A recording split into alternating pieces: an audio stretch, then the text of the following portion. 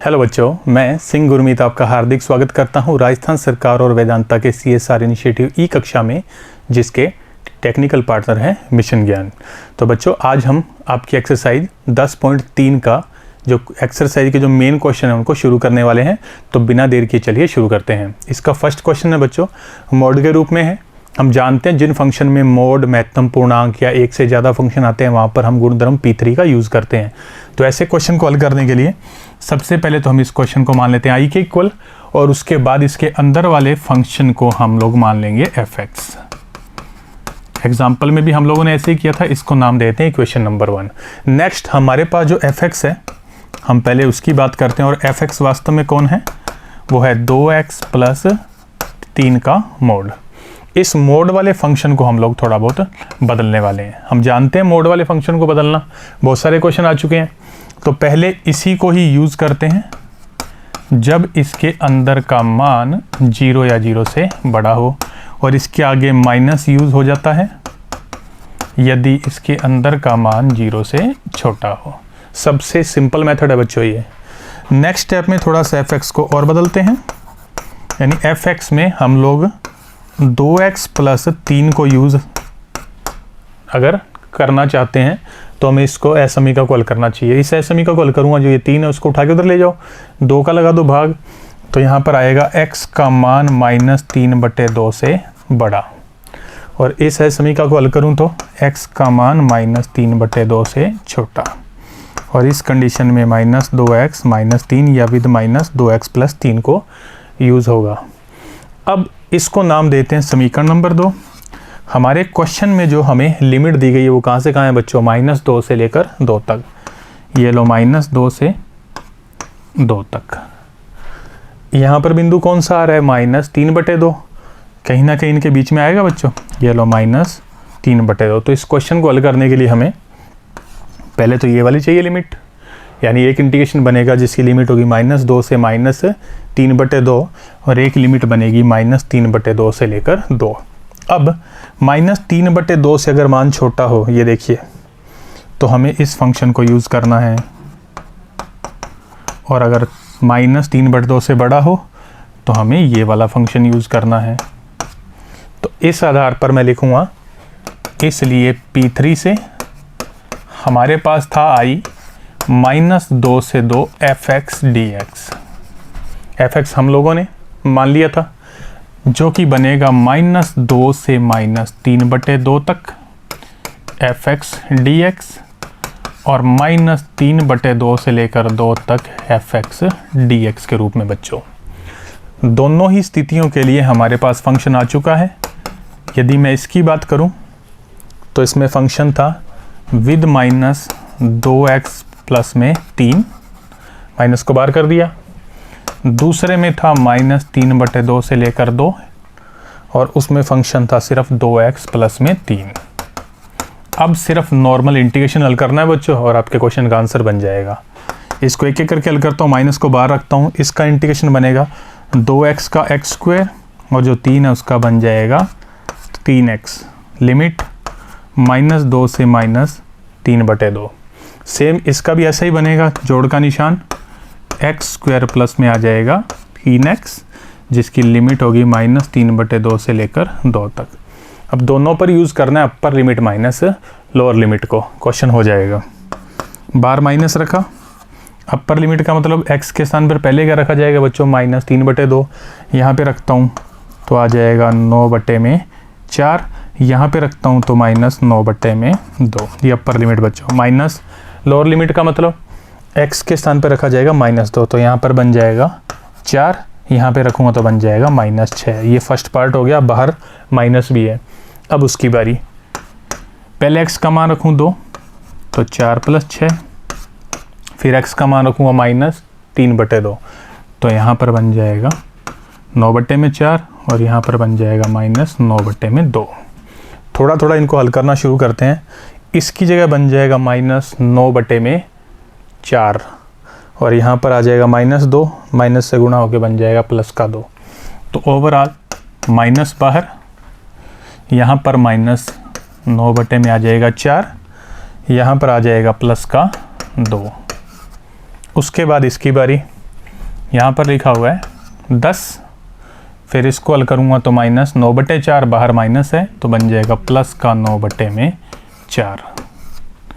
अब इस माइनस का गुणा अंदर कर दो, 9/4 और -2 प्लस का 10 और 9 में आ जाएगा 4। पहले इन दो का योग कर लो तो बन जाएगा 9/2, फिर इनका अंतर ले लो तो बन जाएगा प्लस का 8, एलसीएम लेके हल कर लो, 16 और 9 25, 25/2। और बच्चों यही आपके समाकलन का आखिरी मान होगा। नेक्स्ट क्वेश्चन बच्चों, इस क्वेश्चन में फिर से हमारे पास मोड है, बहुत अच्छा क्वेश्चन है, विविध में भी आएगा वापस ये। इंटीग्रेशन आई के इक्वल मानना, शुरुआत बिल्कुल वैसे ही करनी है जैसे मोड वाले हर एक क्वेश्चन की है।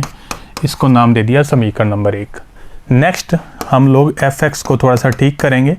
अब हमारे पास fx है 1 - x² का मोड। इसको यदि मैं थोड़ा सा हल करूं तो इसको सेम यूज़ हम लोग आगे करेंगे यदि इसके अंदर की वैल्यू 0 या 0 से बड़ी हो, और इसके आगे माइनस से गुणा कर देंगे यदि इसके अंदर की वैल्यू 0 से छोटी हो। नेक्स्ट स्टेप में इसको थोड़ा ठीक करने के लिए 1 - x² को यूज़ करेंगे, इसके साथ कर दो माइनस का गुणा। और हम जानते हैं जब एस समीका के साथ माइनस का गुणा होता है बच्चों तो एस समीका का चिन्ह बदल जाता है, दोनों के साथ माइनस का गुणा करना है। तो यहाँ पर आएगा x² - 1 < = 0। इसके साथ माइनस ऑलरेडी है ही तो ये x² - 1 बन जाएगा, और यहाँ पर बन जाएगा x² - 1, माइनस से गुणा कर रहा हूँ तो < 0। अब नेक्स्ट स्टेप में ये 1 - x² को यूज़ करेंगे, इसके करूँगा मैं गुणनखंड। द्विघात समीकरण को हल करने की विधि उसको यूज़ करने के लिए इसके गुणनखंड क्या बनेंगे बच्चों, x + 1 और x - 1, ये आ जाएगा < 0। और यहाँ पर x² - 1 की वजह से यहाँ पर इसके गुणनखंड भी बन रहे हैं x + 1 और x - 1 और < 0।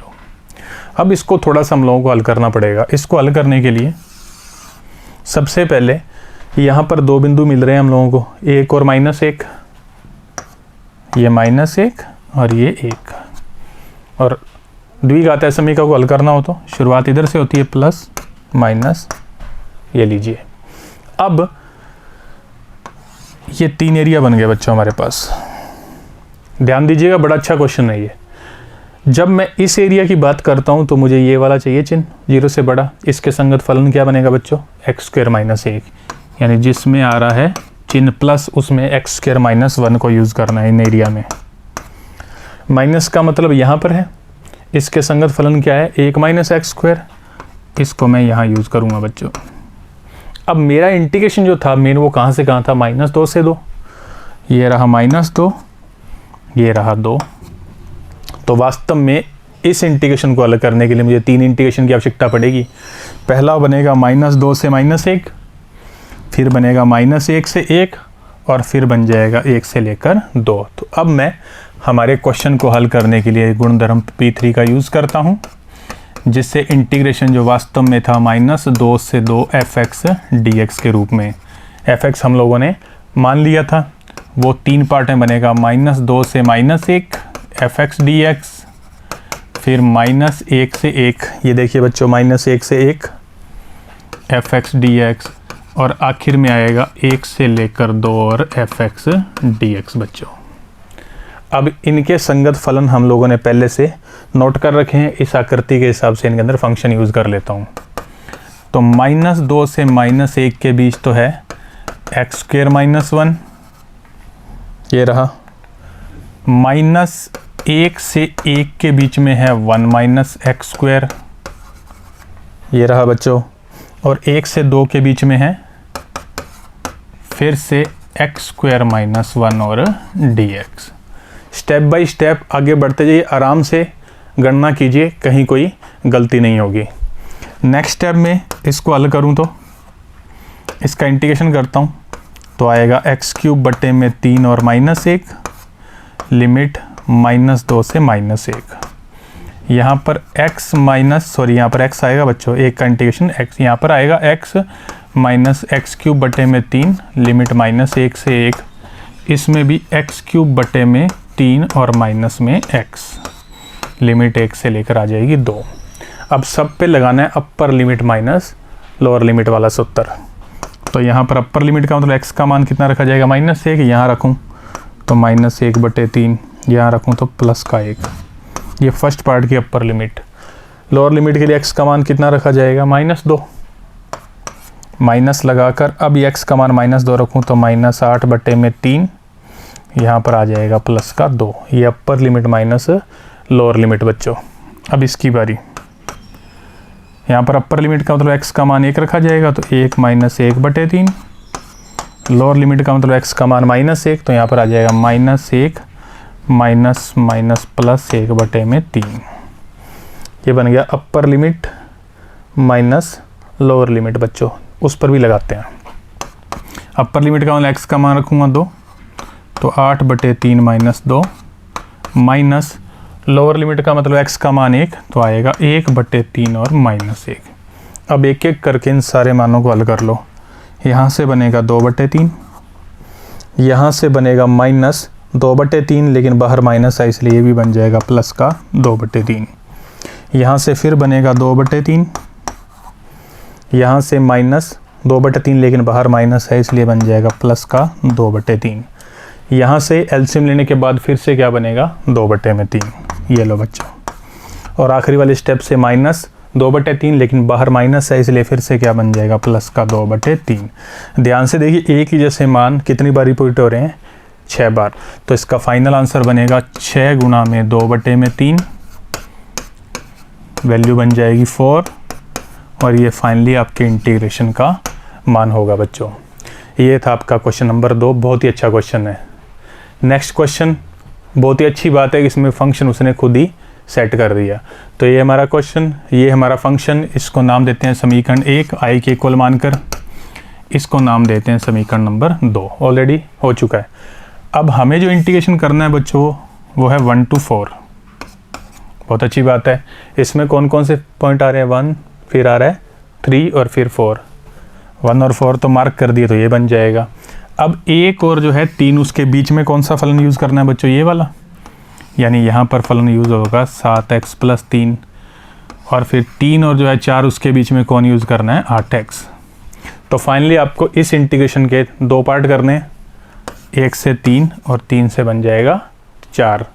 तो हम लोग लिखते हैं इसलिए P3 से जो हमारा इंटीग्रेशन आई है, जो कि था 1 to 4 fx और dx के रूप में, वो बन जाएगा 1 से लेकर 3 fx dx, और फिर आ जाएगा लिमिट 3 से 4 fx और dx। दोनों मान इसके अंदर कर देते हैं पुट। इसके लिए आएगा 7x + 3, इसके लिए आएगा 8x। तो हमारा नेक्स्ट स्टेप बन जाएगा 1 से 3 के लिए 7x + 3 और dx, फिर दूसरे पार्ट के लिए 8x जिसमें 8 कांस्टेंट है, ये x और ये dx। दोनों इंटीग्रेशन को हल कर लेते हैं बच्चों। स्टैंडर्ड इंटीग्रेशन है। 7x का बन जाएगा 7x² बटे 2, जो 3 है उसका बन जाएगा 3x, लिमिट लगा दी। फिर ये 8x को इकट्ठा ही समझ लो तो बन जाएगा 4x², लिमिट नोट कर दी। अपर लिमिट लगाऊं तो ये लगेगा तो 9, ये वैल्यू आएगी बेटे, यहाँ पर भी आ जाएगा 9। ये upper limit minus lower limit के लिए x का मान 1 रखूँगा तो 7 बटे 2 प्लस में आएगा 3। यहाँ पर आ जाएगा 4 गुणा में, यहाँ पर अपर लिमिट का मतलब 16, लोअर लिमिट का मतलब 9। थोड़ा थोड़ा हल करते हैं। ये लीजिए, यहाँ पर माइनस को लेके हल करूँ तो -7 बटे 2 और माइनस का 3, यहाँ पर 7 का 4 से गुणा बन जाएगा 28। थोड़ा थोड़ा हल कर लो। पहले इन 2 स्टेप को हल करो, यहाँ से उत्तर बन जाएगा 28। फिर इनको हल करूँ तो बन जाएगा 6, और आखिर में फिर से 28। ओवरऑल वैल्यू बनेगी 62।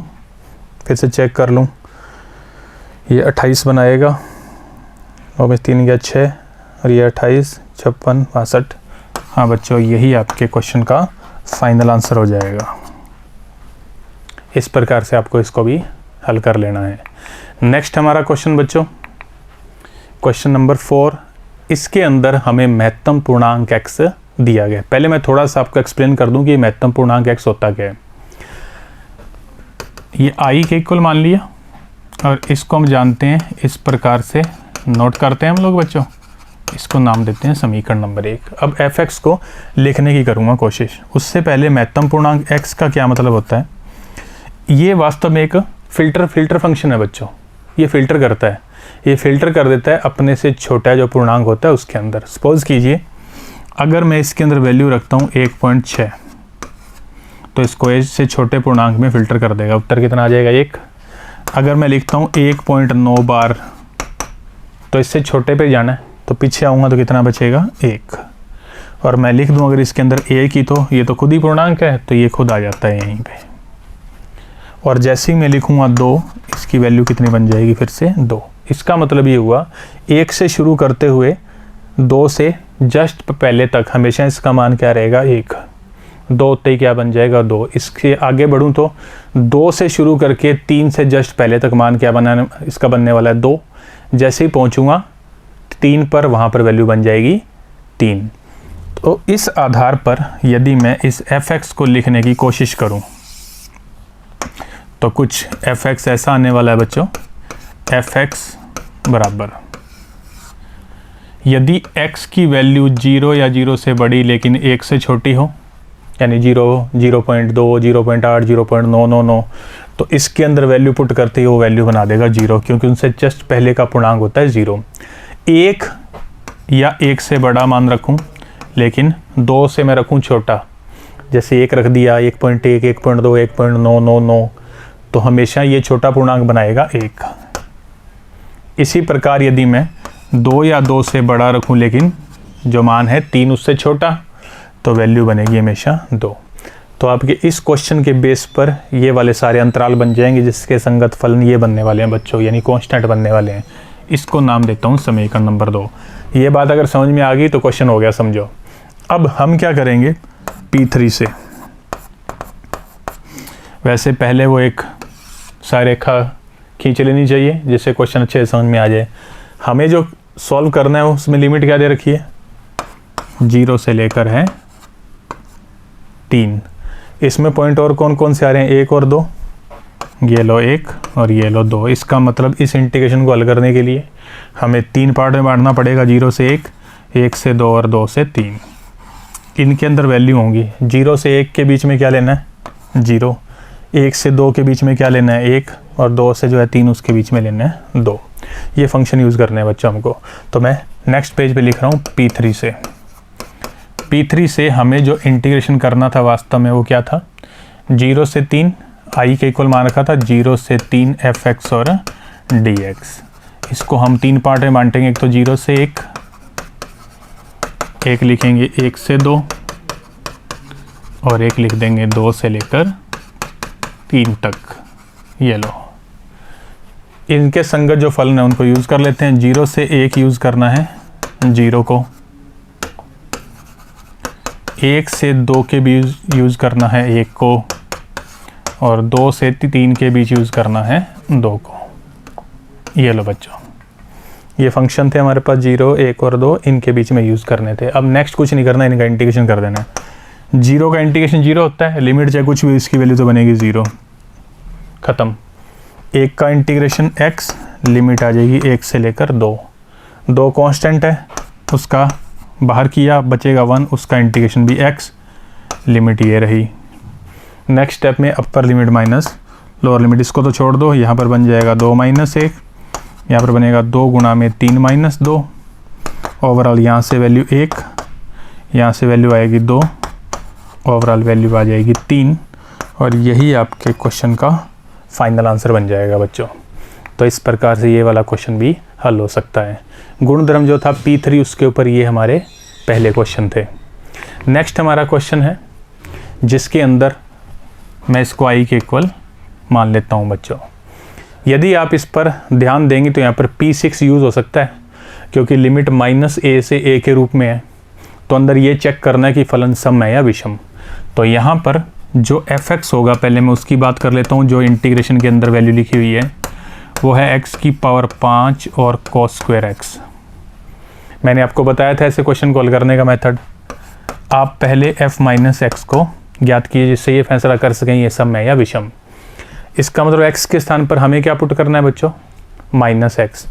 तो यहाँ पर आ जाएगा माइनस एक्स की पावर में 5 और कोस स्क्वायर के अंदर बन जाएगा माइनस, जिससे f माइनस एक्स का मान क्या बनने वाला है, यहाँ पर तो आएगा माइनस एक्स की पावर 5 माइनस 12 आ जाएगा, क्योंकि माइनस की जो स्टेप है उसकी घात कैसी संख्या बन रही है, विषम संख्या। कोस के अंदर cos minus theta is equal to the cos theta, तो यहाँ से माइनस हट जाएगा, ये सिर्फ बचेगा कोस स्क्वायर एक्स। अब आप इन दो इक्वेशन पर फोकस करो। यदि मैं इनका योग कर दूं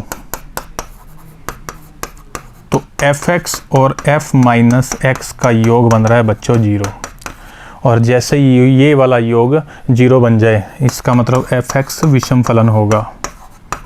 fx क्या बन जाएगा बच्चों, विषम फलन।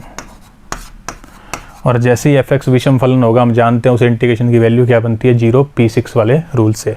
तो हम क्या लिखेंगे, इसलिए i जो था उसकी वैल्यू बनेगी 0 और यहाँ लिख देना p6 से, और यही आपके क्वेश्चन का फाइनल आंसर बन जाएगा बच्चों। तो ध्यान रखना, माइनस a से a वाला हो तो सम और विषम फलन की कर लीजिए जांच, वहाँ से मोस्टली क्वेश्चन का आंसर बनता है 0, क्योंकि मोस्टली विषम फलन ही मिलता है। फिर भी जांच अगर कर लेंगे तो बेटर रहेगा। नेक्स्ट क्वेश्चन फिर से हमारा ऐसा ही है, माइनस a से a की फॉर्म में क्वेश्चन है, अंदर fx है, जांच कर लेते हैं सम है कि विषम।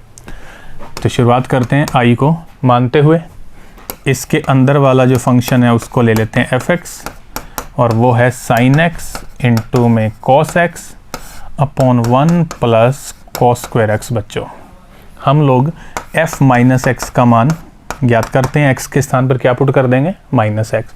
तो यहाँ पर आ जाएगा sin माइनस एक्स, इसके साथ आ जाएगा cos माइनस एक्स, बटे में आ जाएगा 1 प्लस cos स्क्वायर और माइनस एक्स।